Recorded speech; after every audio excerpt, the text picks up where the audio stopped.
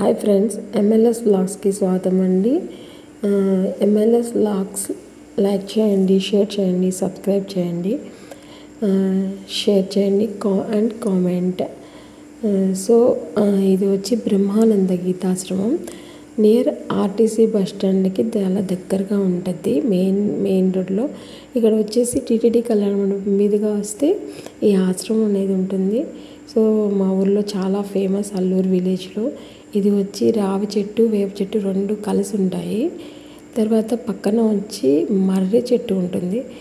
దానికి ఊడలు కానీ బాగా పెద్ద వృక్షం అన్నమాట. చాలా వయసు ఉంది ఈ వృక్షానికి. 100 ఏళ్ళు నాటి వృక్షం అన్నమాట. అంటే ఆశ్రమం కూడా దాదాపు 100 ఏళ్ళు 1970లోనో ఏమో కట్టారు. ఇంకా నాకు పూర్తి డీటెయిల్స్ అనేవి సరిగా తెలియదు. మేమంతా చిన్నప్పుడంతా ఇక్కడంతా ఆడుకున్నాం, అన్నీ చేస్తూ ఉంటాము. స్వామికి సేవ చేసాము. ఇక్కడ భజనలు అన్నీ జరుగుతాయి. యజ్ఞయాగాదులు, క్రతువులు అన్నీ చేస్తుంటారు.